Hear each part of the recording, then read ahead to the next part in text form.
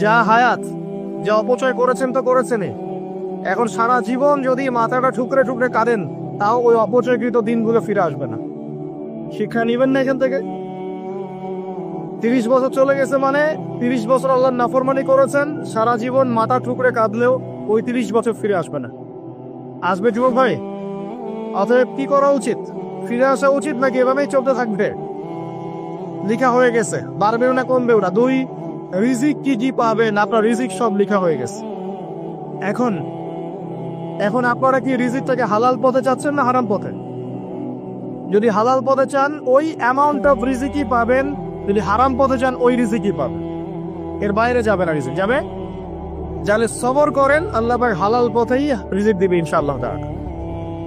রিজিক বৃদ্ধির জন্য কিছু আমল আছে, তার মধ্যে শ্রেষ্ঠ আমল হচ্ছে নামাজ, এর সাথে চাষতের নামাজ পড়া। চাষ মানে সালাতুদ দুহা, এর আগে ইশরাকের নামাজ আছে। রিজিক বৃদ্ধির জন্য আত্মীয়তার সম্পর্ক বজায় রাখতে হয়, আত্মীয়তার সম্পর্ক বজায় রাখলে রিজিক প্রশস্ত হবে। বেশি বেশি যে আল্লাহ জিকির করে এবং কোরআন তেলাওয়াত করে তার রিজিক বাড়ে আলহামদুলিল্লাহ, এবং যে আল্লাহর রাস্তায় খরচ করে তার রিজিক বাড়ে যায়। এই রিজিক বাড়ার কিছু পলিসি আছে। সবচেয়ে শ্রেষ্ঠটা হচ্ছে নামাজ, আল্লাহর জিকির তেলাওয়াত, এরপর আমলের মধ্যে আত্মীয়তার সম্পর্ক বজায় রাখা। নবীজি বলছেন কেউ যদি চায় যে তার রিজিকটা লম্বা হোক, হায়াতটা লম্বা হোক, সে যেন আত্মীয়তার সম্পর্ক বজায় রাখে। আত্মীয়তার সম্পর্ক এখন আস্তে আস্তে নষ্ট হয়ে যাচ্ছে না? খেয়াল করে দেখেন, আত্মীয়তার সম্পর্ক আপনি বজায় রাখবেন। মনে রাখবেন, আমি বারবার একটা কথা বলেছি আপনাদের ওয়াজ মাহফিলে, যে পৃথিবীতে যে কাজই করবেন আল্লাহর সন্তুষ্টির জন্য করবেন। আত্মীয়তার সম্পর্ক বজায় রাখবেন আল্লাহর সন্তুষ্টির জন্য, তাদের কাছে কিছু পাওয়ার আশায় না। যখনই আপনি কারোর কাছে কিছু পাওয়ার আশা করবেন আপনি কষ্ট পাবেন। যখনই কারোর কাছে কিছু পাওয়ার আশা করবেন আপনি কষ্ট পাবেন। কারোর কাছে এত বেশি পাওয়ার আশা করবেন না। কার কাছে পাওয়ার আশা করবেন? আল্লাহর কাছে, যে আমি এই কাজটা করছি আল্লাহ আমাকে পুরস্কার দিবে ইনশাআল্লাহ। আমি আত্মীয়তার সম্পর্ক বজায় রাখছি কেন? আল্লাহর কাছে রিজিকে বরকতের আশায়, আল্লাহর সন্তুষ্টির জন্য। মনে রাখবেন প্রিয় ভাইয়েরা, আমল কবুল হওয়ার শর্ত মোটামুটি 3টা। কয়টা? 1 নম্বর, আমলগুলো হতে হবে আল্লাহর সন্তুষ্টির জন্য। 1। 2 নম্বর, আমলটা হতে হবে রাসূলুল্লাহ সাল্লাল্লাহু আলাইহি ওয়াসাল্লামের পদ্ধতিতে, অন্য কারো পদ্ধতিতে নয়। 3 নম্বর, আমলটা করার জন্য আপনার রিজিকটা হতে হবে হালাল। হারাম রিজিকের আমল আল্লাহর কাছে কবুল হয় না। আল্লাহ পাক আমাদের সবাইকে হালাল রিজিকের ব্যবস্থা করে দিন এবং রিজিকটাকে প্রশস্ত করুন, আমিন। তো রিজিক লেখা হয়ে গেছে। 2। 3 নম্বর, লেখা হয়ে গেছে এ ব্যক্তি কি কি কাজ করবে দুনিয়ায়, এ ব্যক্তি দুনিয়ায় কি কি কাজ করবে সব লেখা হয়ে গেছে। এখন যদি একটা চোর বলে যে আল্লাহ পাক আমার তাকদীরে লিখেছিলেন যে আমি চুরি করব, তাই আমি চুরি করেছি। এখন যদি একজন ধর্ষক বলে আল্লাহ আমার তাকদীরে লিখেছিল যে আমি ধর্ষণ করব, তাই ধর্ষণ করেছি। এখন যদি যারা এই জনগণের কিছু সম্পদ আত্মসাৎ করে খেয়ে ফেলছে তারা যদি বলে আল্লাহ তাকদীরে লিখছিলেন জন্যই দুর্নীতি করেছি, তাহলে কথাটা কি হবে? গ্রহণযোগ্য হবে? এখন যদি দলিল দেয় তাকদীরে তো লেখা ছিল। এই আকীদাটার নাম হচ্ছে জাবারিয়া আকীদা। কি আকীদা? জাবারিয়া। এমন একজন ব্যক্তি উমর রাদিয়াল্লাহু আনহুর দরবারে এসেছিল, চোর চুরি করেছে, ধরা পড়েছে। উমর রাদিয়াল্লাহু আনহু বলেছেন হাত কেটে ফেলো। তখন সে বলছে যে আমার হাত তো কাটা যাবে না। কেন? আল্লাহ পাক তাকদীরে লিখেছেন আমি চুরি করব, তাই চুরি করেছে। উমর রাদিয়াল্লাহু আনহুর সামনে এই কথাটা বলেছে। আর উমর রাদিয়াল্লাহু আনহু কি বিচক্ষণ মানুষ ছিলেন না বোকাশোকা ছিলেন? বলেন, তার মতো শাসক পাওয়া যাবে? তার মতো আরো একজন শাসক আসবে ইনশাআল্লাহ পৃথিবীতে। তার নাম কি? নবী ঈসা আলাইহিস সালাম ইনশাআল্লাহ তাআলা। এবং তার আগে আরো একজন ইমাম আসবেন। তার নাম কি? তার নাম হচ্ছে মুহাম্মদ। কি নাম? তার নাম মুহাম্মদ, তার উপাধি হচ্ছে মাহদী। কখন আসবেন? যখন পৃথিবীতে যুদ্ধ বিগ্রহ ছড়িয়ে পড়বে, ব্যাপক আকারে মালহামা চলবে, তখন আসবেন। কাদের পক্ষে আসবেন? মুসলিমদের পক্ষে। কি উদ্দেশ্যে আসবেন? সারা বিশ্বে জুলুম তুলে ফেলার জন্য। এবং আরেকটা কি উদ্দেশ্য? ওই জেরুজালেম উদ্ধার করার জন্য। কোন জেরুজালেম? যেটা এখন ইহুদিরা দখল করে আছে। চারপাশে আরবরা, মাঝখানে ও কেমন করে দখল করে আছে? আরবদেরকে হাতের মুঠোয় নিয়ে নিয়েছে। এই কারণে মুনাফিকদের উপর টিকে আছে সে, এবং তার পশ্চিমা মিত্রদের উপর টিকে আছে। ঈসা আলাইহিস সালাম কেন আসবেন? এই জায়গাটা পুনরুদ্ধার করার জন্য। ঈসা আলাইহিস সালাম কি পরাজিত হবেন না বিজয়ী হবেন? কত বছর বিশ্বে শাসন করবেন? 40 বছর। এগুলো হবে বিশ্বে, এগুলো হওয়া এখনো বাকি আছে। আরো কি হবে? মুসলিমরা কনস্ট্যান্টিনোপল আবার জয় করবে। এই কনস্ট্যান্টিনোপলের মধ্যে ফিতনা দেখা দিবে অচিরেই, মুসলিমরা ওটা আবার দখল করবে ইনশাআল্লাহ তাআলা। আরো কি হবে? বললাম ভূমিকম্পের বছরগুলো আসবে সামনে, এবং মুতায়নুন শাদীদ মহামারীও আসবে। আরো কি? বড় বড় 3টা ভূমিকম্প বাকি আছে এখনো। আগে বলেছি লেকচারে, একটা পৃথিবীর পূর্বে, একটা পশ্চিমে, একটা মাঝখানে। এগুলো এখনো বাকি আছে। বিশ্বে অনেক কিছু হওয়া এখনো বাকি আছে। এখন যা দেখছি এগুলোই সব না, এগুলো চলে যাবে। সময় কি হবে? চলে যাবে। আরো নতুন সময় আসবে ইনশাআল্লাহ তাআলা। আমাদের দায়িত্ব কি? আমাদের দায়িত্ব পরিস্থিতি বুঝে দিন ধরে রাখা, আমল করা এবং মানুষকে দিনের দিকে আহ্বান করা। আমরা যদি দায়িত্ব পালন না করি তাহলে কি হবে? আল্লাহ পাক আমাদেরকে সরিয়ে দিয়ে নতুন কওম নিয়ে আসবেন। আল্লাহ পাক সূরা মুহাম্মাদে বলেছেন, ওয়া ইন তাতাওয়াল্লাউ, তোমরা যদি মুখ ফিরিয়ে নাও, ইয়াস্তাবদিল কওমান গায়রাকুম, আল্লাহ পাক নতুন কওমকে তোমাদের জায়গায় স্থলাভিষিক্ত করবেন। সুম্মা লা ইয়াকুনু আমসালাকুম, তারা তোমাদের মতো হবে না, মানে আমাদের মতো অপদার্থ হবে না। উম্মার বিজয়ের শর্ত কি? আল্লাহ সূরা মুহাম্মাদই বলেছেন, ইন তানসুরুল্লাহ ইয়ানসুরুকুম, তোমরা আল্লাহর দ্বীনকে সাহায্য করো, তবেই আল্লাহ তোমাদেরকে সাহায্য করবে। ওয়া ইউসাব্বিত আকদামাকুম, তোমাদের পা আল্লাহ দৃঢ় করে রাখবেন। আমরা আল্লাহকে সাহায্য না করলে আল্লাহ পাক আমাদেরকে সাহায্য করবেন না। আল্লাহ পাক সূরা রা'দের মধ্যে বলেন, ইন্নাল্লাহা লা ইউগাইয়িরু মা বিকওমিন হাত্তা ইউগাইয়িরু মা বিআনফুসিহিম, আল্লাহ পাক কোন কওমের অবস্থা ততক্ষণ পরিবর্তন করেন না যতক্ষণ না সেই কওম তার নিজের অবস্থার পরিবর্তনের চেষ্টা করে। তাহলে আমাদের পরিবর্তন কেন হচ্ছে না? কারণ আমরা নামাজ ছেড়ে দিয়েছি। 90% মুসলিমের দেশে কত পার্সেন্ট নামাজ পড়ে চিন্তা করে দেখবেন। আমরা কোরআন ছেড়ে দিয়েছি। 90% মুসলিমের দেশে কত পার্সেন্ট বিশুদ্ধ করে কোরআন তেলাওয়াত করতে পারে? একটু খোঁজ নিয়ে দেখবেন। কোরআন সুমারি করে দেখেন, নামাজ সুমারি করে দেখেন, তাহলে বুঝতে পারবেন। আর যারা কোরআন পড়তে জানে তাদের মধ্যে কত পার্সেন্ট কোরআনের অর্থটা বোঝে? এটা আরো বড় বিষয়। তারপরে আবার কারা মেনে চলে? এটা আরো বড় বিষয়। আর আমরা কতজন মানুষ দিন ইসলামকে সামগ্রিক দিন হিসেবে মানি? এটাও একটা বড় বিষয়। আমরা মানি ঠিকই, আংশিক। যেমন ইবাদত বন্দেগী জীবনে মুসলমান, অর্থনৈতিক জীবনে গিয়ে আবার সুদখোর, এমন না বিষয়টা? এমন হয় না বিষয়টা? ইবাদত বন্দেগী জীবনে আমি পাক্কা মুসলিম, কপালে সেজদার দাগ আছে মাশাআল্লাহ, দাড়ি টুপিও আছে মাশাআল্লাহ, কিন্তু ব্যবসায় গিয়ে মাপে কম দিচ্ছি না? ব্যবসায় গিয়ে আমি হারাম ভেজাল দিচ্ছি কিনা? এরকম হচ্ছে কিনা? হচ্ছে। কিন্তু সে কিন্তু মুসলিম এবং নামাজও পড়ে। তা আমাদের সমস্যা ভাই এখানেই। এখন এই সমস্যাটা সলভ করলে ইনশাল্লাহ সব সমস্যা সলভ হয়ে যাবে ইনশাল্লাহ। সমস্যাটা কি? আমরা ইসলামটাকে আংশিকভাবে মানি, পরিপূর্ণ জীবনে ইসলাম বাস্তবায়ন করতে পারছি না। আমি আপনি হয়তো কেউই পারছি না। ফখর করলে বলার নাই যে আমি খুব পারছি, আসলে আমিও পারছি না। কারণ এই যুগে এটা পারাটা খুব ডিফিকাল্ট। এই যুগে পারাটা কি খুবই কঠিন, কিন্তু এটাই তো এই যুগের চ্যালেঞ্জ। নবীজি বলেছেন, তোমাদের সামনে এমন যুগ আসছে যে যুগে ঈমান ধরে রাখাটা হাতের মধ্যে আগুন ধরে রাখার মতো হবে। তবে সুসংবাদ ওই যুগে তাদের জন্য যারা আমার সুন্নতকে আবার জীবিত করতে পারবে। যে আমার মৃত সুন্নতকে জীবিত করবে, আল্লাহ পাক তাকে 50 জন শহীদ সাহাবীর সমান নেকি আল্লাহ পাক ভালোবাসেন কিনা? তাহলে এই পুরো মহাবিশ্ব সৃষ্টি করে আল্লাহ পাক কি মহাবিশ্বের মধ্যে ভালোবাসা ছড়িয়ে দেন নাই? আল্লাহ রাব্বুল আলামিন 6 দিনে মহাবিশ্ব সৃষ্টি করে মহাবিশ্বের সব জায়গায় যার যার কাজ তাকে বুঝিয়ে দিলেন।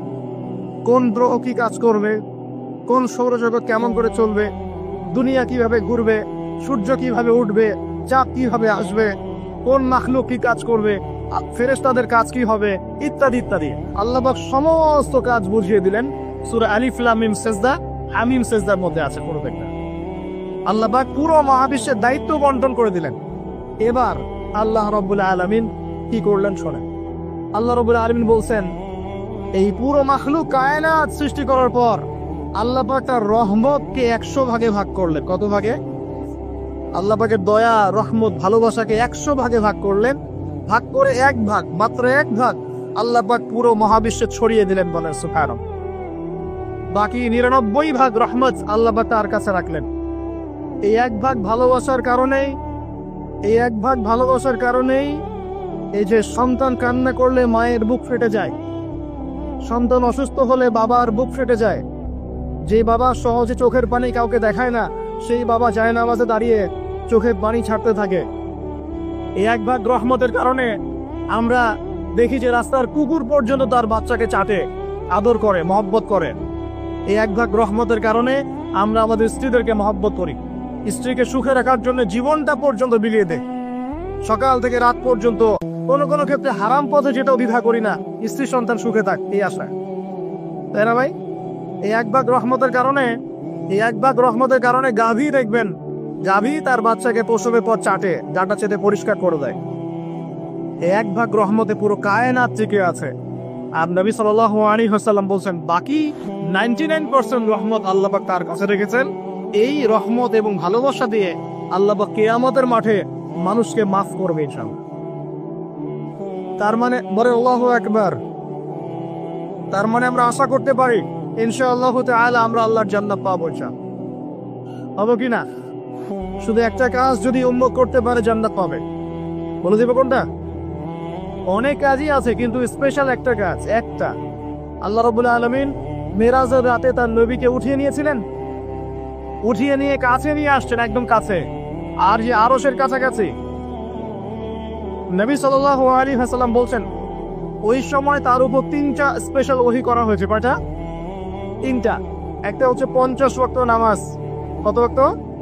এটা কমতে কমতে কমতে কত ওয়াক্ত হয়েছে? 5। 5কেও কমানোর জন্য কোন নবী বলছিলেন? মুসা আলাইহিস সালাম বলছেন 5ও পারবে না, কমাই নিয়ে আসেন।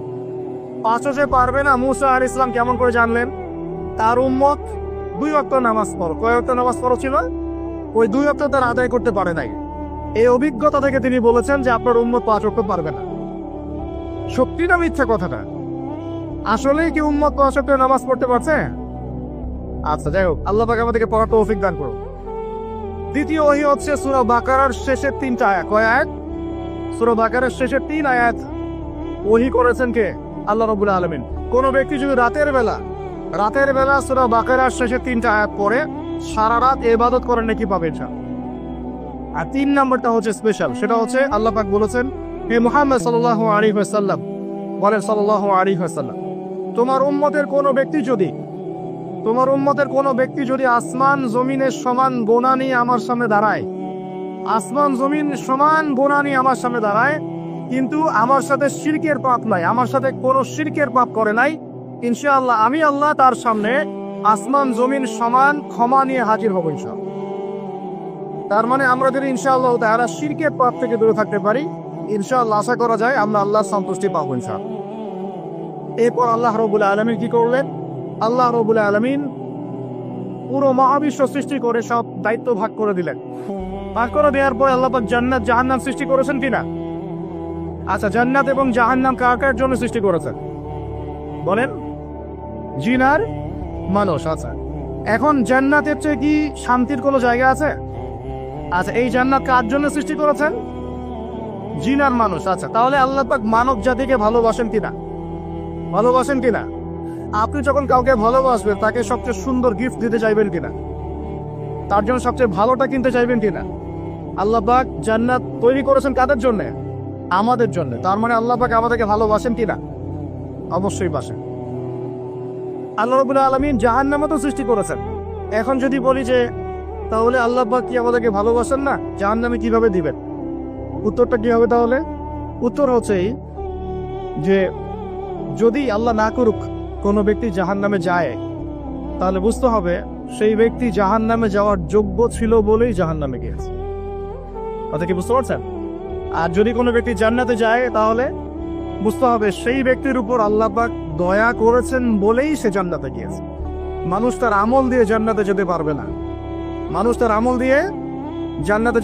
না, আল্লাহর দয়া অনুগ্রহ দিয়ে জান্নাতে যাবে ইনশাআল্লাহ। আল্লাহ পাক আমাদের সবাইকে সেই দয়া অর্জন করার তৌফিক দান করুন। সামনে রহমত পাওয়ার একটা সুবর্ণ সুযোগ আসছে, সেটা হলো রমজান মাস। কি মাস? রমজান মাস। আমরা দোয়া করি আল্লাহ পাক আমাদের সবাইকে সুস্থতার সাথে রমজানের সবগুলো রোজা রাখার তৌফিক দান করুন। নবীজি বলেছেন, এই মাসে যে ইবাদত করে তার গুনাহ মাফ করতে পারলো না, তার জন্য ধ্বংস। বলেন আউযুবিল্লাহ। আমরা তো রমজান আসার আগে দুনিয়াবি প্ল্যান করছি, রমজানে কিভাবে ব্যবসায় উন্নতি করব, রমজানে কিভাবে বেশি লাভ করব। হ্যাঁ, তো রমজান মাস হচ্ছে ইবাদতের মৌসুম। আল্লাহ পাক আমাদের সবাইকে রমজান মাসে 5 ওয়াক্ত নামাজ করার তৌফিক দান করুন, কোরআন তেলাওয়াত করার তৌফিক দান করুন, কোরআন বুঝে পড়ার তৌফিক দান করুন। তারাবির নামাজ জামাতে পড়ার তৌফিক দান করুন এবং বেশি বেশি মানুষকে ইফতার করারও তৌফিক দান করুন। যাদের যাকাত ফরজ হয়েছে যাকাত দিচ্ছেন না, আল্লাহর ওয়াস্তে রমজান মাসে যাকাত দিয়ে দিবেন ইনশাআল্লাহ। আর আমি কিন্তু আগেই বলেছি, রমজান মাসে ভাই দ্রব্যমূল্যের দাম কিন্তু খুব চড়া ওঠানামা করবে। অতএব যাদের সামর্থ্য কম তাদের ঘরে ইফতার পৌঁছে দেওয়ার দায়িত্ব কার? যে আমাদের। যাদের সামর্থ্য আছে তারা, যারা সামর্থ্যবান নয় তাদের ঘরে ঘরে মাসের বাজার পৌঁছে দেবেন ইনশাআল্লাহ। আল্লাহ পাক তৌফিক এনায়েত করুন, বলি আমিন। এবার দেখেন, আল্লাহ পাক সৃষ্টি করলেন আদম আলাইহিস সালাম তাকে। এর আগে আল্লাহ পাক জিন জাতি সৃষ্টি করেছেন, আমি ওইদিকে যাচ্ছি না, আমি মানুষের কথা বলছি। আদম আলাইহিস সালামকে আল্লাহ পাক কেমন করে সৃষ্টি করেছেন? আল্লাহ পাক সূরা সাদের মধ্যে বলেছেন যে খালাকতু বিয়াদাই, আমি আদমকে আমার হাত দিয়ে সৃষ্টি করেছি। কি দিয়ে? হাত দিয়ে। এটা কি ভালোবাসার বহিঃপ্রকাশ নয়? আল্লাহ পাক কি আমাদেরকে ভালোবাসেন না? ভালোবাসেন। আচ্ছা, এই দুনিয়াতে যত কিছু আছে, এই দুনিয়ার আকাশ বাতাস নদী নালা পানি অক্সিজেন সবকিছু কার জন্য সৃষ্টি করা হয়েছে? গরু ছাগলদের জন্য, মানুষের জন্য। মূল দায়িত্ব কার? মূল অধিকার কার? মানুষের নয় কি? তাহলে এই পুরো বিষয়গুলো কি আল্লাহ পাকের ভালোবাসার বহিঃপ্রকাশ নয়? হ্যাঁ। আচ্ছা, এবার আসেন, আল্লাহ পাক আদম আলাইহিস সালামকে সৃষ্টি করে সমস্ত নাম শিক্ষা দিয়েছেন। এই যে নাম শিখানো মানে জ্ঞান শিখানো, এই জ্ঞান শিখানোটা কি আল্লাহর দয়া ভালোবাসা নিদর্শন নয়? একটু ধরা দিচ্ছে আপনাদেরকে। এবার সামনে আসেন, আল্লাহ পাক ফেরেশতাদের সামনে তাকে উপস্থাপন করলেন, করে বললেন সব ফেরেশতা তোমরা যারা আছো সিজদা করো আদমকে।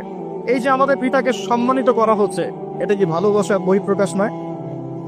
এবার আমাদের পিতাকে সম্মানিত করা হলো, ইবলিস সিজদা করলো না, সে কিয়াস করলো, বাতিল কিয়াস যুক্তি দিল আমি তার চেয়ে শ্রেষ্ঠ ইত্যাদি। আল্লাহ পাক ইবলিসকে অভিশপ্ত করলেন, আমাদের পিতা তাকে জান্নাতে রাখলেন। এই যে জান্নাতে রাখলেন, এটা কি আল্লাহ পাকের ভালোবাসা নয়? এবার আল্লাহ পাক আদম আলাইহিস সালামের পাঁজর থেকে সৃষ্টি করলেন তার স্ত্রী হাওয়া আলাইহিস সালামকে। ওই যে শুরুতে বলেছি, স্রষ্টা একা থাকতে পারলেও সৃষ্টি কি পারবে? এই জন্য আদম আলাইহিস সালামের পাঁজর থেকে তার স্ত্রীকে সৃষ্টি করা হয়েছে। উভয়ের মাঝখানে ভালোবাসা দিয়ে দেওয়া হয়েছে। বলেন সুবহানাল্লাহ। এই জিনা ভালোবাসা নিদর্শন নয়, বিয়ে শাদী হচ্ছে ভালোবাসার নিদর্শন। আল্লাহ পাক বলেছেন সূরা রুমের মধ্যে, ওয়াজআলা বাইনাহুমা মাওয়াদ্দাতা ওয়া রাহমা, আমি আল্লাহ স্বামী স্ত্রীর মধ্যে ভালোবাসা এবং হৃদ্যতা সৃষ্টি করে দিয়েছি। বলেন সুবহানাল্লাহ। তার মানে এই হারাম সম্পর্ক যেটা দেখছেন, এটা হলো একটা জেনার পথ। আর যখন আমরা হালাল ভাবে বিয়ে শাদী করবেন, আপনারা করবেন, তখন দেখবেন আল্লাহ পাকের পক্ষ থেকে ভালোবাসা সৃষ্টি হয়ে যাবে ইনশাআল্লাহ। অতএব ওয়াদা করতে পারি তো আল্লাহর কাছে যে নিজের চরিত্রকে পবিত্র রাখবো ইনশাআল্লাহ, হারাম কোনো সম্পর্কে যাবো না ইনশাআল্লাহ, কোনো সহি প্রেমেও যাবো না ইনশাআল্লাহ। এটা সহি প্রেম আবার কি জিনিস? দিনী ভাই দিনী বোনের মধ্যে এখন প্রেম চলে, এগুলো হয় না মাঝে মাঝে? এগুলোও বন্ধ, এগুলো বন্ধ করতে হবে। হালাল উপার্জনের সোর্স হয়ে গেলেই দিনদার মেয়েটাকে বিয়ে করে ফেলবেন ইনশাআল্লাহ। তারা অন্য কোনো পথে যাবেন না, কোনো হারাম পথে যাবেন না। ওয়াদা করেন ইনশাআল্লাহ? রাজি আছেন তো ইনশাআল্লাহ? আল্লাহ কবুল করে নেবেন। আর বিয়ের সময় অবশ্যই দিনদারিতা দেখবেন, অন্য কিছু না। অন্য কিছু পরে, দিনদারিতা আগে। দিনদারিতা আছে, নামাজ পড়ে পর্দা করে মাশাআল্লাহ সব দিক ঠিক আছে, তারপরে দেখবেন আপনি অন্য কিছু, তার আগে নয়। কথা ঠিক আছে? একইভাবে মেয়েদের ক্ষেত্রেও, যে আগে দেখবেন না ছেলে কত বড় চাকরি করে, ছেলের কত বড় বাড়ি আছে গাড়ি আছে, এটা পরে। আগে দেখবেন ছেলে নামাজি কিনা, সুন্নত আছে কিনা, ইসলামের জন্য তার সফট কর্নার আছে কিনা, ইসলাম প্র্যাকটিস করে কিনা, এগুলো আগে দেখবেন। এগুলো না দেখলে কি হবে জানেন? বিয়ের 1 বছর 2 বছর পরেই বুঝতে পারবেন দুনিয়াটা জাহান্নাম হয়ে গেছে। না, দুনিয়াতেই তখন জাহান্নামের আযাবের স্বাদ ভোগ করতে হবে। না, আল্লাহ পাক আমাদেরকে হেফাজত করুন। আমিন। তো এই যে আল্লাহ পাক আদম আলাইহিস সালামের পাঁজর থেকে সৃষ্টি করলেন কাকে, এবং ভালোবাসা দিয়ে দিলেন উভয়ের মাঝখানে, এটা কি আল্লাহ পাকের দয়া নয়? আল্লাহ পাক ভালোবাসেন না? এবার দেখেন, গাছের কাছে যেতে নিষেধ করলো। আমি কিন্তু শর্ট করে বলছি, গাছের কাছে যেতে নিষেধ করলে তোমরা জান্নাতে থাকো, খাও, যা ইচ্ছা করো, কিন্তু ওয়ালা তাকরাবু হাদিহি শাজারা, এই গাছের কাছেও যাবে না। একটা পরীক্ষা, জাস্ট একটা পরীক্ষা। এখানে কিন্তু বলা হচ্ছে গাছের কাছেও যাবে না, বলা হচ্ছে না যে গাছের ফল খাবে না। ঠিক যেমন আল্লাহ বলেছেন তোমরা জেনার কাছেও যাবে না। আল্লাহ পাক কিন্তু বলেন নাই জেনা করবে না, আল্লাহ পাক বলেছেন তোমরা জেনার কাছেও যাবে না। তো এখান থেকে আমরা এই হুকুমটার কঠোরতা বুঝতে পারি। তো প্রিয় ভাইরা, এখানে আমাদের পিতামাতা শয়তানের প্রলোভনে পড়ে গেলেন। কেন পড়লেন? শয়তান ওয়াসওয়াসা দিল যে আমি কি তোমাদেরকে এমন গাছের কথা বলে দিব যে গাছের কাছে গেলে বা যার ফল খেলে তোমরা চিরস্থায়ী জীবন পাবে এবং তোমরা ফেরেশতা হয়ে যাবে, এরকম কথা বল, এবং তোমরা কোনোদিন মরবে না। হাল আদুল্লুকা আলা শাজারাতিল খুলদি ওয়া মুলকিন লা ইয়াবলা, এই দুটো ওয়াসওয়াসা, চিরস্থায়িত্বের ওয়াসওয়াসা এবং অমরত্বের ওয়াসওয়াসা দিয়ে আমাদের পিতামাতাকে নিয়ে গেল। এখন আমাদের পিতামাতা কি ফল খেয়েছিলেন কি খান নাই? আচ্ছা, এখন আল্লাহ পাকের দৃষ্টিতে অন্যায় হয়েছে কিনা? এরপরে আমাদের পিতামাতা কি করলেন? বললেন রব্বানা যালামনা আনফুসানা ওয়া ইল্লাম তাগফির লানা ওয়া তারহামনা লানাকুনান্না মিনাল খাসিরিন। এই যে দোয়াটা তারা করলেন, এই দোয়াটা করার পরে আল্লাহ পাক কি তাদেরকে মাফ করে দিয়েছেন কি দেন নাই? বলেন, কথা বলেন। আল্লাহ পাক মাফ করে দিয়েছেন কি দেন নাই? এই যে অন্যায় করার পরেও আল্লাহ যে ক্ষমা করে দেন, মানে গুনাহ করার পরেও যে আদম সন্তানকে আল্লাহ পাক মাফ করে দেন, এটা কি আল্লাহ পাকের রহমত, দয়া কি নয়? আচ্ছা, এটা আল্লাহ পাকের নিদর্শন ছিল ভালোবাসার। এরপর আল্লাহ পাক দুনিয়াতে পাঠিয়ে দিলেন, কারণ এটা পরীক্ষা। দুনিয়াটা পরীক্ষার জায়গায়, পরীক্ষা দিচ্ছি আমরা এখানে। এখন পরীক্ষার ক্ষেত্রে কি আল্লাহ পাক আমাদেরকে একা ছেড়ে দিয়েছেন? আল্লাহ পাক কি আমাদেরকে একা ছেড়ে দিয়েছেন? না। আল্লাহ পাক দুনিয়াতে পাঠিয়ে আমাদেরকে গাইডলাইন দিয়েছেন কিনা, কিভাবে চলতে হবে, কি করা যাবে কি করা যাবে না, কিভাবে চলবো কিভাবে চলবো না। আল্লাহ পাক কি ওহী নাজিল করেছেন কিনা? এই ওহী নাজিল করাটা কি আল্লাহ পাকের রহমত কিনা, আল্লাহ পাকের দয়া কিনা, ভালোবাসা কিনা? আল্লাহ পাককে একা ছেড়ে দিয়েছেন না নবী রসুল পাঠিয়েছেন? এই যে নবী রসুলদেরকে পাঠিয়েছেন, এই নবী রসুলগণকে আল্লাহর পক্ষ থেকে রহমত কিনা? বলেন। না হলে আমরা কি করতাম? দুনিয়াতে কেমন করে চলতাম, কিভাবে পথ খুঁজে পাইতাম, কেমন করে ইবাদত করতাম, আমরা কি জানতে পারতাম? আল্লাহ পাক রহম করে, ভালোবেসে, দয়া করে নবী রসুল পাঠিয়েছেন, আসমানি কিতাব পাঠিয়েছেন। বলেন সুবহানাল্লাহ। এখন এই নবীদের সিলসিলায় আল্লাহ পাক যে সর্বশেষ নবী মুহাম্মদ সাল্লাল্লাহু আলাইহি ওয়াসাল্লামকে পাঠিয়েছেন, এইটা দয়া কিনা? এটা আল্লাহ পাকের দয়া নয়? আল্লাহ পাকের রহমত নয়? আল্লাহ পাক কি বলেন নাই যে তিনি হচ্ছেন রাহমাতুল লিল আলামিন, তিনি পুরো বিশ্ব জগতের রহমত নয় কি? আচ্ছা, এখন আমাদেরকে যে আল্লাহ পাক নবী মুহাম্মদ সাল্লাল্লাহু আলাইহি ওয়াসাল্লামের উম্মত বানালেন, এটা কি আরো বড় রহমত কিনা? বলেন তো। জান্নাতে যাবে 120 কাতার মানুষ। কত কাতার? 120 কাতার মানুষ ইন টোটাল জান্নাতে যাবে। তার মধ্যে উম্মতে মুহাম্মাদের কত কাতার জানেন? 80 কাতার। কত কাতার? বলেন সুবহানাল্লাহ। তাহলে এটা কি আল্লাহ পাকের দয়া নয়? আল্লাহ আমাদেরকে ভালোবাসেন না? আচ্ছা, আল্লাহ পাক যে আমাদের কাছে তাওরাত, জাবুর, ইনজিল না পাঠিয়ে আল কোরআনের মতো কিতাব পাঠিয়েছেন, যে কিতাবের সমস্ত সমাধান আছে, এটা আল্লাহ পাকের রহমত, দয়া নয়, ভালোবাসা নয়? আচ্ছা, এখন আল্লাহ পাক দুনিয়াতে চলার জন্য আমাদেরকে জীবন দিয়েছেন, হায়াত দিয়েছেন, সুস্থতা দিয়েছেন, পরিবার দিয়েছেন, আমাদের ব্যবসা বাণিজ্য দিয়েছেন, আমাদের স্ত্রী সন্তান দিয়েছেন, আমাদেরকে চলাফেরা করার ক্ষমতা দিয়েছেন। একটা চোখ নষ্ট হয়ে গেলে বুঝতে পারে মানুষের কত কষ্ট হচ্ছে, একটা পা না থাকলে বুঝতে পারে কত কষ্ট হচ্ছে। এই করোনার সময় যারা শ্বাস নিতে পারে নাই, তাদের কত কষ্ট হয়েছে। সুস্থ আছি, সুন্দর আছি, পরিবার আছে, আল্লাহ রিজিক দিচ্ছেন, 3 বেলা খাওয়াচ্ছেন, কাপড় দিচ্ছেন, শিক্ষার ব্যবস্থা করছেন, ইবাদত করার সুযোগ দিচ্ছেন, গুনাহ করলেও আবার মাফ করে দিচ্ছেন। এই সবকিছুকে আল্লাহ পাকের ভালোবাসা নয়? এই ভালোবাসাগুলো কি নিঃস্বার্থ ভালোবাসা না স্বার্থ ভিত্তিক ভালোবাসা? এই আল্লাহ পাকের কোনো স্বার্থ আছে? আল্লাহ পাক আমাদের কাছে কিছু চান? রিজিক চান, টাকা পয়সা চান? আল্লাহ পাকের যদি ইবাদত করে আমরা ছেড়ে দেই, আল্লাহর কোনো ক্ষতি হবে? আমরা ইবাদত করে ভাসিয়ে ফেললাম, আল্লাহর কোনো লাভ আছে? আল্লাহ পাকের শক্তি কি আরো বেড়ে যাবে না কমবে, নাকি যেমন আছে তেমনই থাকবে? আল্লাহ রাব্বুল আলামিনের শান শওকত কি আরো বেড়ে যাবে, নাকি আল্লাহ পাকের শান শওকত কমে যাবে? আল্লাহ রাব্বুল আলামিন যেমন, আল্লাহ পাক তেমনই থাকবে, তাই নাকি? আল্লাহ পাকের যে বিশাল খাজানা আছে, আমরা যদি ইবাদত করে ভাসিয়ে ফেলি, খাজানা কি বেড়ে যাবে? আমরা যদি সবাই ইবাদত করা ছেড়ে দেই, খাজানা কমে যাবে? আল্লাহ পাকের কোনো স্বার্থ আছে আমাদের ভালোবাসার? কোনো স্বার্থ নাই। তাহলে আল্লাহ পাক এই পুরো বিশ্ব জগৎ সৃষ্টি করেছেন নিঃস্বার্থভাবে, তার স্বার্থ ছাড়া। এত অসংখ্য নেয়ামতে আমাদেরকে ভর্তি করে রেখেছেন আমাদের স্বার্থে, তার কোনো স্বার্থ নাই। কোনো স্বার্থ আছে? এই পরীক্ষায় পাশ করলে আমরা আবার জান্নাতে যাব ইনশাআল্লাহ। ওই জান্নাতে যাওয়ার পরে কি আমাদের স্বার্থ থাকবে না আল্লাহ পাকের স্বার্থ থাকবে? সুবহানাল্লাহ। এই এতটুকু যদি বুঝতে পারি, আল্লাহ পাক একমাত্র সত্তা যিনি আমাদেরকে প্রকৃত অর্থে ভালোবাসেন। বাকি যত কিছু আছে আমাদের চারপাশে, এই ভালোবাসাগুলোর পিছনে একটা একটা স্বার্থ থাকে। কথা বুঝতে পারছেন না? মনে সন্তানকে অনেক ভালোবাসেন, বুঝলাম, পিতামাতা, কিন্তু এই সন্তান যদি আপনার মনের মতো করে না চলে, একসময় কিন্তু আপনিও সন্তানের উপর রুষ্ট হবেন না? স্ত্রীর জন্য এত কিছু করছেন, দেখবেন কোনো একদিন আপনি করতে পারলেন না, দেখবেন সেদিনই আপনাকে একদম ধুয়ে রেখে দিবে। এমন হয় কি না? তা আমাদের ভালোবাসাগুলোর পিছনে কোনো স্বার্থ থাকে কিনা? আর এই যে জেনা চলছে, এই জেনার মধ্যে মূল স্বার্থটা কি? যৌনতা। মূল স্বার্থ কি? ছেলেও চায় মেয়েকে ভোগ করতে, মেয়েও চায় ছেলেকে ভোগ করতে, এবং বলে না না এটা পবিত্র ভালোবাসা, আমরা বিয়ে করার জন্যই জেনা করেছি, নাউজুবিল্লাহ। তাই না? বলে না আমরা তো বিয়ে করব, সমস্যা কি? ফ্রি মিক্সিং করলে কি সমস্যা?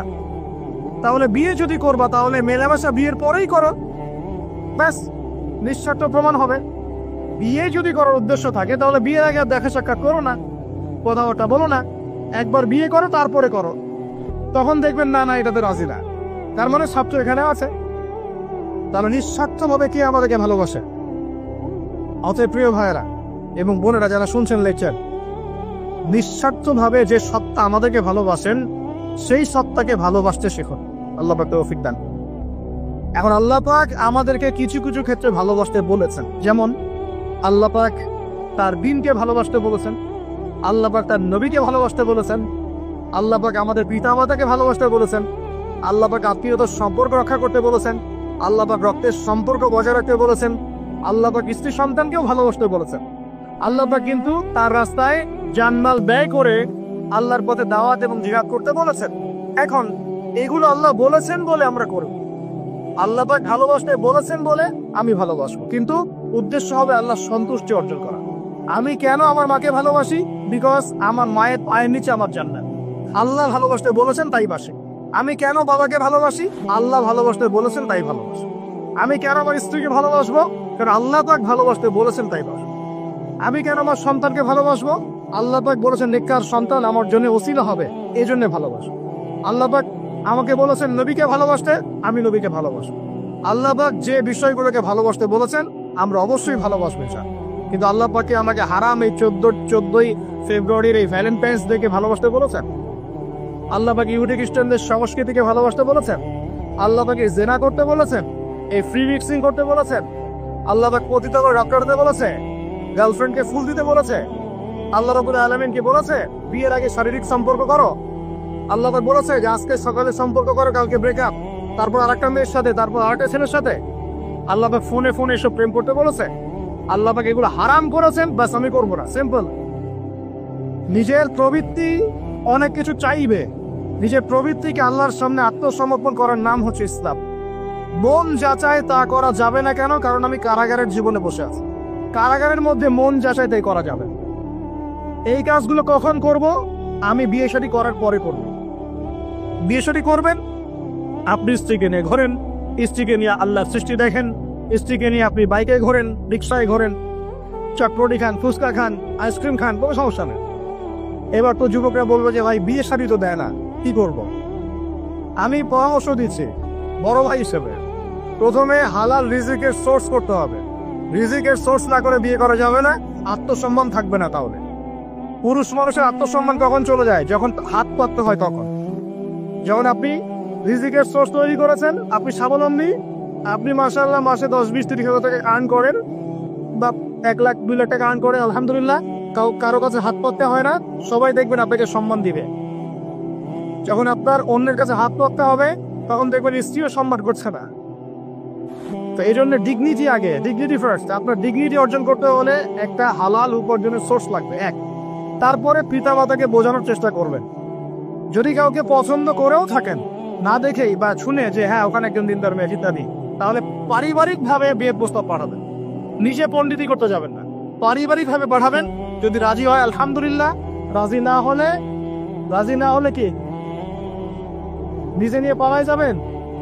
এই কাজ করতে যাবেন না। ইস্তেখারা করবেন। কি করবেন? ইস্তেখারা 2 রাকাত নফল নামাজ পড়ে আল্লাহর কাছে দোয়া করবেন। হিসনুল মুসলিম বইটা কিনবেন, ওখানে দেখবেন ইস্তেখারার দোয়া আছে। ইস্তেখারা মানে হচ্ছে আল্লাহর সাথে পরামর্শ করা। আল্লাহ আমি এই কাজটা করতে চাচ্ছি, যদি কাজটা আমার জন্য ভালো হয়, আমার দুনিয়া আখিরাতের জন্য ভালো হয়, আল্লাহ কাজটাকে তুমি সহজ করে দাও, আল্লাহ কাজটার মধ্যে বরকত দান করে দাও। আর যদি এই কাজটা দুনিয়া আখিরাতের জন্য খারাপ হয়, আল্লাহ তুমি কাজটাকে সরায় দাও, আমাকেও কাজটা থেকে সরায় দাও। এটা হচ্ছে ইস্তেখারা। এই দোয়া বেশি বেশি করলে ইনশাআল্লাহ আল্লাহর পক্ষ থেকেই ফয়সালা হবে। আর এই জায়গায় বেশি ব্যতিব্যস্ত হবেন না। অনেক সময় কিন্তু ফ্যান্টাসিতে ভুগি আমরা, অস্থির হয়ে যাই। অস্থির হলেই ডিসিশন নিতে ভুল হবে, অস্থির হলেই ডিসিশন নিতে ভুল হবে। স্থির থাকতে হবে। নিজেকে স্থির রাখার জন্য কি করবেন? বেশি বেশি নফল রোজা রাখবেন। বেশি বেশি কি করবেন? নফল রোজা রাখবেন। আর ভালো কাজে ব্যস্ত রাখবেন নিজেকে। ভালো কাজে কি করবেন? ব্যস্ত রাখবেন। একা একা থাকলে আর এই যে খারাপ সার্কেলের মধ্যে থাকলেই মাথার মধ্যে শয়তান ভর করবে, তখন দেখবেন অস্থির হয়ে গেছেন আপনি। স্থির হওয়ার চেষ্টা করেন, ভালো কাজে ব্যস্ত রাখেন, হালাল পথ অবলম্বন করে হারাম থেকে বেঁচে থাকেন। এখন যে জায়গায় আসছিলাম, এখান থেকে আস্তে আস্তে শেষের দিকে যাবো। দেখুন, আল্লাহ পাক যে বিষয়গুলোকে ভালোবাসতে বলেছেন আমি ভালোবাসি, এই ভালোবাসা জায়েজ, হালাল। এই ভালোবাসার উদ্দেশ্য আল্লাহ সন্তুষ্টি অর্জন করা। এই ভালোবাসার উদ্দেশ্য এই নয় যে আমি যাকে ভালোবাসি তার কাছে আমি কিছু প্রত্যাশা করছি। না, আমি কিছু প্রত্যাশা করছি না, আমি প্রত্যাশা করছি আল্লাহর সন্তুষ্টি। তখন দেখবেন সে আপনাকে কষ্ট দিলেও আপনি সবর করতে পারবেন। কেন সবর করতে পারবেন? কারণ আপনি তো আল্লাহর সন্তুষ্টির জন্য তাকে ভালোবাসছেন, আপনার তো কোনো স্বার্থ নাই।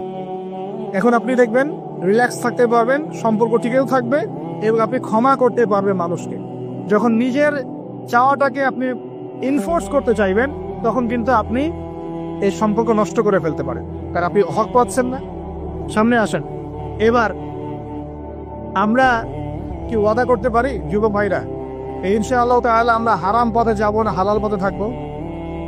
পশ্চিমাদের এই মদতপৃষ্ঠ এই সো কল ভালোবাসা দিবসের এই শোতে আমরা গা ভাসাবো না, আমরা কি ওয়াদা করতে পারি? আমরা কি ওয়াদা করতে পারি যে ইনশাআল্লাহ আমরা হালাল ভাবে বিয়ে শাদী করবো, কোনো হারামে যাবো না ইনশাআল্লাহ?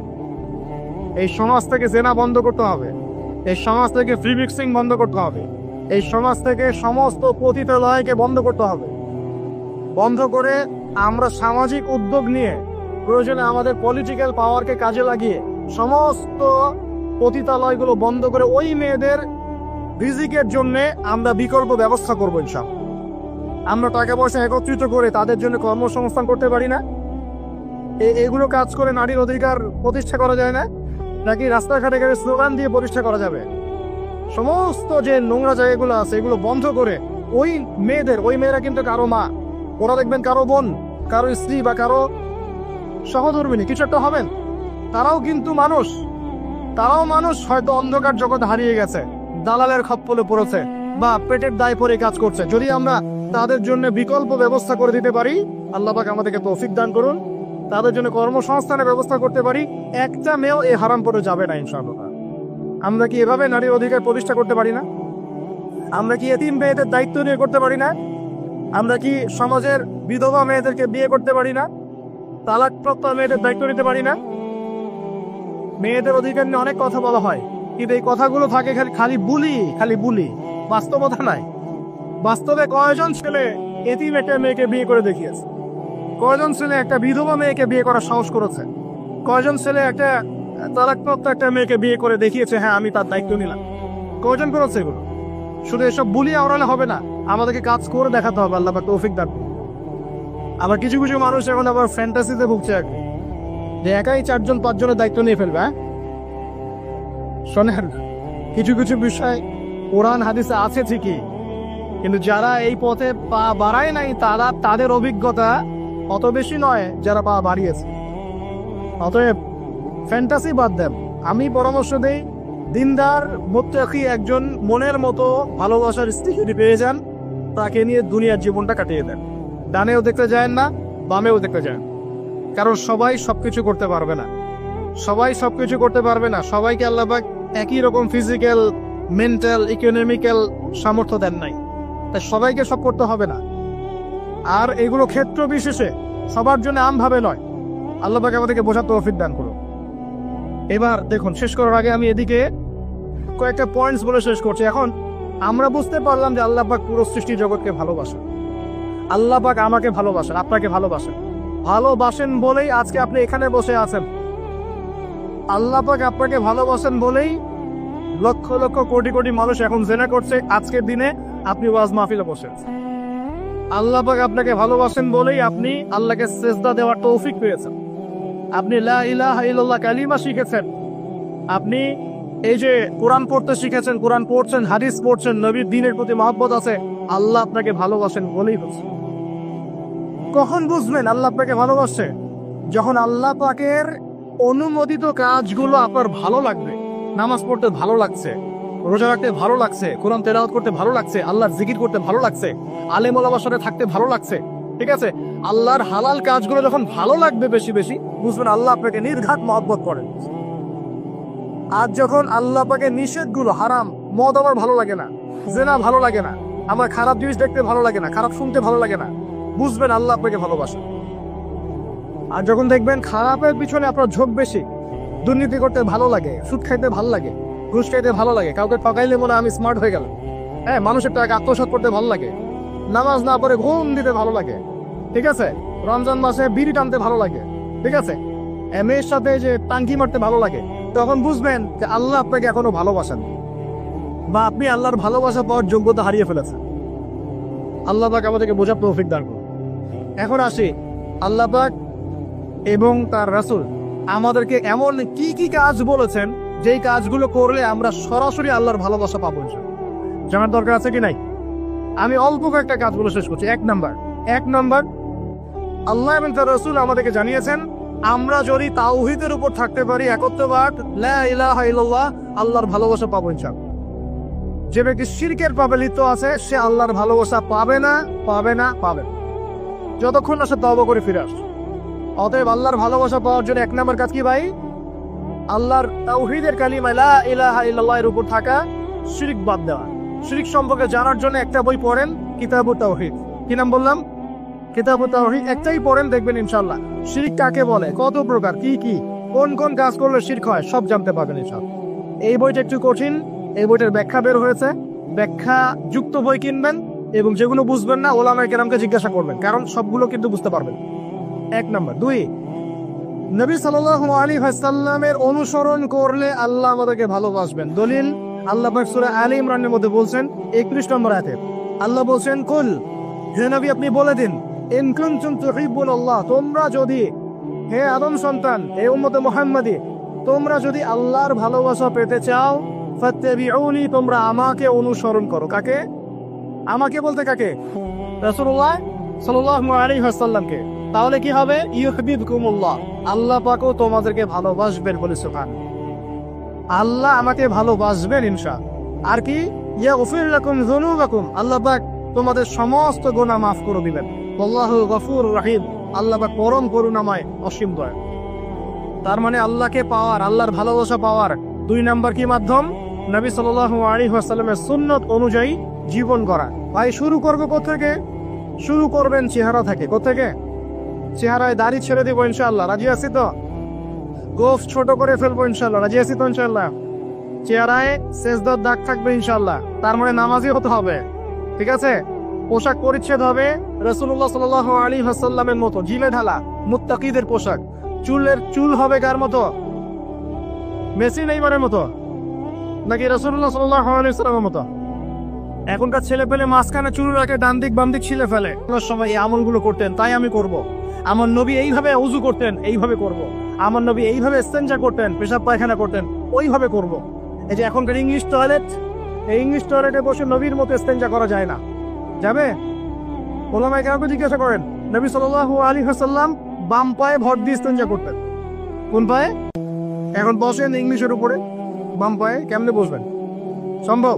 ওই যে আমি বলি, এটা মজা করে বলি, কষ্ট থেকেও বলি, একদম বৈশ্বিক পলিটিক্যাল সিস্টেম থেকে শুরু করে বাথরুমের টয়লেট পর্যন্ত সবকিছুই চলছে পশ্চিম আদর্শে। সবকিছু, এভরিথিং, একদম বাথরুমের কমোড পর্যন্ত। এখন তো কমোড উঠাই দিচ্ছে, এখন সামনে একটা বালতি রেখে দেয় গামলার মতো, এখানেই পেশাব করতে হয়। দেখেন নাই মনে আপনারা, দেখবেন অচিরে এগুলো আসতেছে সামনে, দাঁড়ায় বসার কোনো সুযোগ নেই। আর সবগুলো মাপ সমান। কারো হাইট যদি 6 ফুট, কারো 5 ফুট হয়, তখন কি হবে? অ্যাডজাস্ট করতে হবে ধরে ধরে, তখন নাকি? যুবকরা বুঝতে পারছে, তখন কাউকে লম্বা হতে হবে, কাউকে খাটো হতে হবে, মাপ তো সমান। সবার মাপ যদি সমান না হয়, এখন কি হবে? আল্লাহ পাক বোঝার তৌফিক দান। এইগুলো শয়তানি না বলেন, শয়তানি না বলেন। বসে ইস্তেনজা করতে হয় না? বসে ইস্তেনজা না, এই পেশাবে ছিটা ফোটার কারণে কবরে আযাব হয় না? আপনারা হাদিসে জানেন না? নবীজি একটা কবরে পাশ দিয়ে যাচ্ছেন, তিনি থেমে গেলেন, থেমে গিয়ে বলছেন এই কবর দুটোতে আযাব হচ্ছে। কি হচ্ছে? কবরের আযাব তিনি জানলেন কেমন করে? আল্লাহ পাক তাকে জানিয়েছেন, আল্লাহ পাক তাকে খবর দিয়েছেন এই কবর দুটো কি হচ্ছে? আযাব। নবীজি বলছেন এই কবর দুটোতে বড় কোনো পাপের কারণে আযাব হচ্ছে না। সাহাবীরা বলছে তাহলে কি কারণে হচ্ছে ইয়া রাসূলুল্লাহ?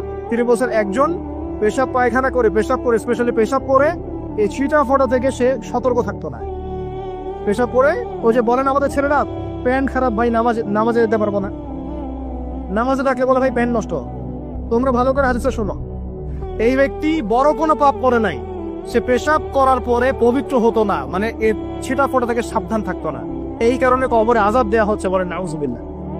অন্য হাদিসে নবীজি বলেছেন বেশিরভাগ কবরের শাস্তি পেশাবের ছিটা ফোঁটার কারণে হয়ে যায়। আস্তাগফিরুল্লাহ, বলে নাউজুবিল্লাহ। এই টয়লেটগুলোর মধ্যে পেশাবের ছিটা ফোঁটা লাগে না, নাপাকি লাগে না, এগুলো শয়তানি না বলেন? আরেকটা কবর, সেই কবরে তিনি বলছেন এই কবরে আযাব দেওয়া হচ্ছে এই ব্যক্তি চগলখুরি করতো। কি করতো? চগলখুরি, মানে একজনের কথা আরেকজনকে লাগাইতো, আরেকজনের কথা আরেকজনকে লাগাই। এই কাজ করে না এখন সমাজের মানুষ? এই কাজ কিছু ফেসবুক আর ইউটিউবারও করো তোমরা। একজনের ভিডিও আরেকজনের বাসায় লাগাই দাও, আরেকজনের আরেকজনে লাগাই দাও, এই করে উম্মার মধ্যে বিভক্তি সৃষ্টি করতেছে। কিছু কিছু কারণে, এইসব কারণে রেস্ট্রিকশন দিতে হয়েছে আমাদেরকে, কিছু মনে করবেন না। কারণ আমরা দেখেছি এর গুড সাইড যেমন আছে, ব্যাড সাইড আরো বেশি আছে। এটাকে নিয়মতান্ত্রিক ভাবে ইউজ করতে না পারলে ফিতনা বাড়তে থাকে। আল্লাহ পাক আমাদেরকে বোঝার তৌফিক দান করুন। প্রিয় ভাইয়েরা, প্রতিটা কাজ সুন্নত মতো করবো আমরা ইনশাআল্লাহ। এখন শুধু কি আমরা এই চেহারা, সুরত, ইস্তেঞ্জা, খাওয়া দাওয়া এগুলোই নবীর মতো করে করবো, নাকি আমাদের ব্যবসা, সমাজ, পরিবার, ইবাদত সবই করবো? এই জায়গায় সমস্যা কি? আমরা মাশাআল্লাহ দাড়ি টুপি রাখতে রাজি আছি, কিন্তু ব্যবসায়িক জীবনে হারাম ছাড়তে রাজি নাই, অর্থনৈতিক জীবনে সুদ ছাড়তে রাজি নাই, ঘুষ দুর্নীতি ছাড়তে রাজি নাই। আল্লাহ আমাদেরকে ছাড়ার তৌফিক দান করুন। আল্লাহ পাক আমাদেরকে পরিপূর্ণভাবে নবীর সুন্নাত পালন করার তৌফিক দান করুন। 1 নাম্বার আল্লাহর ভালোবাসা পাওয়ার মাধ্যম তাওহীদ, 2 নাম্বার নবীর সুন্নাত, 3 নাম্বার বেশি থেকে বেশি কোরআন তেলাওয়াত করা। কি করা? আমার সাথে বলেন, বেশি বেশি কি করা? কোরআন তেলাওয়াত করা। কেন? কারণ কোরআন হচ্ছে আল্লাহর কালাম। কোরআন কার কালাম? কোরআনের মধ্য দিয়ে আপনি আল্লাহর সাথে কথা বলতে পারবেন, বলেন সুবহানাল্লাহ। এভাবে যখন কোরআন পড়বেন বুঝে বুঝে, আপনি আল্লাহর সাথে সরাসরি কথা বলবেন ইনশাআল্লাহ। এই কোরআনের মধ্য দিয়ে আল্লাহর ভালোবাসা পাওয়া যাবে ইনশাআল্লাহ। সর্বশ্রেষ্ঠ নফল আমলের মধ্যে একটা হচ্ছে কি? আল কোরআন তেলাওয়াত করা। আল্লাহ পাক আমাদেরকে তেলাওয়াত করা তৌফিক দান করুন। 3টা বললাম। 4 নাম্বার বেশি থেকে বেশি আল্লাহর জিকির করা। কি করা ভাই? চলতে ফিরতে উঠতে বসতে অলওয়েজ সুবহানাল্লাহ, আলহামদুলিল্লাহ, লা ইলাহা ইল্লাল্লাহ, আল্লাহু আকবার, লা হাওলা ওয়ালা কুওয়াতা ইল্লা বিল্লাহ, এগুলো চলতে থাকবে। ঠিক আছে ইনশাআল্লাহ? চলতে ফিরতে পড়বেন আল্লাহুম্মা সাল্লি আলা মুহাম্মদ, আল্লাহুম্মা বারিক আলা মুহাম্মদ। ঠিক আছে? হাসবি আল্লাহু ওয়া নি'মাল ওয়াকিল, রাদিতু বিল্লাহি রাব্বান ওয়া বিল ইসলামি দীনাল ওয়া বি মুহাম্মাদিন নাবিয়্যা। যত জিকির আজগার আছে চলতে ফিরতে অলওয়েজ পড়তে থাকবেন। লা ইলাহা ইল্লাল্লাহ ওয়াহদাহু লা শারীকা লা, লাহুল মুলক ওয়া লাহুল হামদ ওয়া হুয়া আলা কুল্লি শাইইন কাদির। আস্তাগফিরুল্লাহাল্লাযী লা ইলাহা ইল্লা হুয়াল হাইয়ুল কাইয়্যুম ওয়া আতুবু ইলাইহি, লা হাওলা ওয়া লা কুওয়াতা ইল্লা বিল্লাহ। এগুলো পড়তে থাকবেন। যে যত বেশি আল্লাহ জিকির করবে তার কলবে আল্লাহ তত বেশি নূর দিবেন ইনশাআল্লাহ। আর যার কলবে যত বেশি নূর, সে তত বেশি আল্লাহর ভালোবাসা, মহব্বত পাবে ইনশাআল্লাহ। কয়টা বলছি ভাই? 4টা। 1 নাম্বার কি ছিল? তাওহীদ। 2 নাম্বার নবীর সুন্নাত। 3 নাম্বার বলেন কোরআন তেলাওয়াত করা। 4 নাম্বার বেশি বেশি আল্লাহর জিকির করা। 5 নাম্বার স্পেশালি 5 নাম্বার বেশি বেশি আল্লাহর কাছে তওবা করা। কি করা?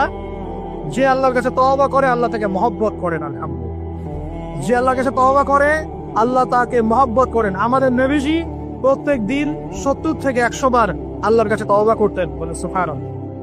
মানা যাবে তো ইনশাআল্লাহ? 6 নাম্বারটা হচ্ছে বেশি বেশি নামাজ আদায় করা। কি করা? আল্লাহকে পাওয়ার জন্য শ্রেষ্ঠ মাধ্যম হচ্ছে সেজদা করা। কি করা? আর সেজদা করা হয় সবচেয়ে শ্রেষ্ঠ ভাবে নামাজের মধ্য দিয়ে। কিসের মধ্য দিয়ে? ওয়াদা করতে পারি তো ইনশাআল্লাহ 5 ওয়াক্ত নামাজ পড়বো রেগুলার। কোন রকম যদি বাধ্যবাধকতা না থাকে, ওজন না থাকে, তাহলে মসজিদে গিয়ে পড়বো ইনশাআল্লাহ। পাবো তো ইনশাআল্লাহ? রমজান মাসে নামাজ শক্ত করে ধরবো ইনশাআল্লাহ। ঈদের পর ছেড়ে দিব ইনশাআল্লাহ। ঈদের পর ছেড়ে দিব কি? ঈদের পরেও ধরে রাখতে হবে ইনশাআল্লাহ তাআলা। আমাদের সমাজে মাশাআল্লাহ রমজান মাসে সবাই পাক্কা মুসল্লি হয়ে যায়, তাই না? কারণ শিকল দিয়ে বাঁধা থাকে শয়তান, শয়তানও মুক্ত হয়, ঈদের দিন ঢাকঢোল ধুমধারাকে গান বাজা শুরু হয়, তাই না? আল্লাহর ওয়াস্তে রমজানের শিক্ষাগুলো ধরে রাখবো ইনশাআল্লাহ তাআলা। আমরা সবাই 5 ওয়াক্ত নামাজ আদায় করবো ইনশাআল্লাহ রমজান মাসে। আর দৈনিক কমপক্ষে 12 রাকাত নফল নামাজ পড়বেন, সুন্নত বা নফল 12 রাকাত কমপক্ষে। কিরকম 12 রাকাত? ফজরের নামাজের আগে 2, জোহরের আগে 4, পরে 2, ঠিক আছে, 6 দিয়ে 8 হলো। মাগরিবের পরে 2, এশার পরে 2। এই 12 রাকাত নামাজ যে দিনের বেলা পড়ে, মানে একদিনে 24 ঘন্টায় পড়ে, আল্লাহ পাক তার জন্য জান্নাতে একটা করে ঘর নির্মাণ করেন। এই হাদিস জানতেন? দৈনিক 12 রাকাত সুন্নত বা নফল পড়লে আল্লাহর কাছে একটা করে জান্নাতে ঘর পাওয়া যাবে। আর জান্নাত উর্বর জায়গা। আপনি যদি চান আপনার জায়গায় বেশি বেশি গাছ লাগাতে, খালি পড়বেন সুবহানাল্লাহিল আযীম ওয়া বিহামদিহি, সুবহানাল্লাহিল আযীম ওয়া বিহামদিহি। একটা একটা করে খেজুর গাছ জন্মাবে ইনশাআল্লাহ তাআলা। বলবেন সুবহানাল্লাহি ওয়া বিহামদিহি, সুবহানাল্লাহিল আযীম। আর বলবেন সুবহানাল্লাহিল আযীমি ওয়া বিহামদিহি। জান্নাতে গাছ রোপণ হবে ইনশাআল্লাহ তাআলা। এটা গেল 6 নাম্বার, নামাজ বেশি বেশি পড়া। 7 নাম্বার, জি বুঝুন, 7 নাম্বারটা হচ্ছে, আমি আর 4টা বলে শেষ করছি। 7 নাম্বারটা হচ্ছে যে সৃষ্টির সেবা করা। কি করা ভাই? একটা হাদিস আছে যে ইরহামু মান ফিল আরদ ইয়ারহামুকুম মান ফিস সামা। তোমরা জমিনবাসীর প্রতি রহম করো, আসমানবাসী তোমাদের উপর রহম করবে ইনশাআল্লাহ। আল্লাহর ভালোবাসা পাওয়ার অন্যতম মাধ্যম হচ্ছে জমিনবাসীর প্রতি রহম করেন। মুসলিম অমুসলিম সবাই মানুষ কিনা? যারা আমাদের সাথে যুদ্ধে লিপ্ত নাই তারা তো আমাদের ভাই নাকি? যারা যুদ্ধে লিপ্ত আছে এরা শত্রু হতে পারে, যারা যুদ্ধে লিপ্ত নাই তারা তো আমাদের ভাই নাকি? তাদের বিপদ আপদে পাশে দাঁড়াবো না? একটা প্রাণীর অধিকার যদি আপনি রক্ষা করেন, একটা বিড়ালকে পানি না দেওয়ার অপরাধে এক মহিলা জাহান্নামে গিয়েছে, আর একটা কুকুরকে পানি পান করানোর সওয়াবের এই কাজের বিনিময়ে এক মহিলা জান্নাতে গিয়েছে। সুবহানাল্লাহ। তো পশু পাখির অধিকার যেখানে ইসলাম কথা বলেছে, এখানে পুরো মাখলুকের প্রতি আমাদের রহম দিল থাকতে হবে। আমাদের সবাইকে দয়া ভালোবাসা দেখাতে হবে ইনশাআল্লাহ। আল্লাহ পাক আমাদেরকে ভালোবাসবেন ইনশাআল্লাহ। 8 নাম্বারটা কি? এটা বেশি ইম্পর্টেন্ট, শোনেন। 8 নাম্বারটা হচ্ছে আল্লাহর জন্য কাউকে ভালোবাসা, আল্লাহর জন্য ঘৃণা করা। একটা এই হাদিসগুলো পড়তে পড়তে আমি আসলাম গাড়িতে। আল্লাহ পাক বলেছেন, শোনেন, আল্লাহ পাক বলেছেন কিয়ামতের মাঠে আল্লাহ পাক বলবেন, নিজেই বলবেন যে আইনা মুতাহাবুনা লিজালালি, আমার ইজ্জতের জন্য যারা পরস্পরকে ভালোবাসতো এরা কোথায়? আল্লাহ পাক ঘোষণা করবে কোথায় তারা? যারা আমার জন্য পরস্পরকে ভালোবাসতো। আল্লাহ বলবেন আলিয়াউমা, আজকে, আজিল্লুহুম, আমি ওদেরকে ছায়া দিব, ফি জিল্লি, আমার আরশের ছায়ায়। বলেন সুবহানাল্লাহ। ইয়াউমা লা জিল্লা ইল্লা জিল্লি, যেদিন আমার এই আরশের ছায়া ছাড়া অন্য কোনো ছায়া থাকবে না। মানে কিয়ামতের মাঠে আল্লাহর আরশের ছায়ায় ছায়া পাবে কারা? যারা পরস্পরকে আল্লাহর জন্য ভালোবাসতো। এই যে আমরা এখানে আছি, আমরা কি একে অপরকে আল্লাহর জন্য ভালোবাসি না? আমি কি আপনাদেরকে চিনি? আপনারা কি আমাকে চিনেন? এই যে আপনারা আলেম ওলামাদেরকে ভালোবাসেন, ইসলামকে ভালোবাসেন, কিসের জন্য বাসেন? আল্লাহর জন্য। এই আল্লাহর জন্য যারা পরস্পরকে মহব্বত করে, আল্লাহ পাক তাদেরকে আরশের ছায়ায় ছায়া দিবেন। আরো একটা নেকি আছে, বলবো? শোনেন, আরেকটা হাদিসে আসছে কিয়ামতের মাঠে স্পেশাল কিছু মিম্বর থাকবে। মিম্বর চিনেন? যেখানে দাঁড়ায় ইমাম সাহেব খুতবা দেয়, এরকম মিম্বর থাকবে। এই মিম্বর গুলো হবে নূরের মিম্বর। নূর মানে কি? আলো, আলো, আলো, নূরের মিম্বর থাকবে। কিয়ামতের মাঠে কি আলো থাকবে? এমনিতে মাঠটা তো অন্ধকার। ওই অন্ধকার মাঠে নূরের মিম্বর আল্লাহ পাক দিবেন কাদেরকে? যারা পরস্পরকে এই আল্লাহর জন্য মহব্বত করত। আর নবীগণ, শহীদগণ তাদের দিকে তাকায় থাকবে। তাকে নবীগণ, শহীদগণ পর্যন্ত এই মানুষগুলোকে দেখে ঈর্ষা করবে, কাশ আমরা যদি এমন হতে পারি। চিন্তা করেন, আল্লাহর জন্য পরস্পর মহব্বতকারীদেরকে আল্লাহ পাক এমন সম্মান দিবেন যেটা দেখে নবীগণ পর্যন্ত ঈর্ষা করতে থাকবে। তাহলে আমরা কি আল্লাহর জন্য পরস্পরকে মহব্বত করতে পারি কিনা? এটা হলো 8, 9 নাম্বার। আল্লাহর জন্যই ঘৃণা করতে হবে। আল্লাহর জন্য ঘৃণা কেমন? যেমন কেউ ইসলামকে পছন্দ করে না, কটূক্তি করে, ইসলামের এটা ভালো না, ওইটা ভালো না, ইসলামের সাথে দুশ্মনী করে ভিতর থেকে বাহির থেকে, আপনি ওদেরকে ভালোবাসতে পারবেন না। যদি আল্লাহর দুশ্মনদের সাথে আপনার ভালোবাসা থাকে, তাহলে আপনি আল্লাহর দুশ্মনের কাতারে অন্তর্ভুক্ত হয়ে যান। এখন বলেন দেখি, সারা বিশ্বে ইসলামের দুশ্মন কারা? বলেন। গায়রিল মাগদুবি আলাইহিম ওয়ালাদ-দাল্লিন, মাগদুব কারা, দল্লিন কারা? এটা তো অনেকেই জানে না। সাহাবীরা বলছে, ইয়া রাসূলুল্লাহ, এখানে যে আমরা বলছি গায়রিল মাগদুবি আলাইহিম ওয়ালাদ-দাল্লিন, আল্লাহ আমাদেরকে মাগদুবদের থেকে বাঁচাও, দলিনদের থেকে বাঁচাও। মাগদুব আর দলিন কারা ইয়া রাসূলুল্লাহ? নবীজি বলছেন আল মাগদুব, মাগদুব হচ্ছে হুমুল ইহুদি, ইহুদিরা হচ্ছে মাগদুব যাদের উপর আল্লাহর গজব পড়েছে। আর দলিন হুমুল নাসারা, নাসারারা হচ্ছে দলিন কারণ তারা আল্লাহ পাকে সন্তান সাব্যস্ত করেছে। ঈসা আলাইহিস সালামকে আল্লাহ সন্তান বলেছে, বলেন নাউজুবিল্লাহ। এখন সারা বিশ্বে এরা মুসলিমদের সাথে দুশ্মনী করছে না? আমরা যদি ব্যক্তিগতভাবে, সামাজিকভাবে বা পলিটিক্যালি ওদের সাথে বন্ধুত্ব করে চলি, আমরা কি আল্লাহ দুশ্মনদের সাথে শরীক হলাম না? খুব খেয়াল রাখতে হবে। আল্লাহর জন্য ভালোবাসা, আল্লাহর জন্য দুশ্মনী। আল্লাহ পাক আমাদেরকে বোঝার তৌফিক দান করুন। এবং সবশেষ যেটা 10 নম্বর, সেটা হলো আল্লাহওয়ালা মানুষ যারা, সেই মানুষদের সাথে মহব্বত রাখলে আল্লাহ আপনাকে ভালোবাসবে।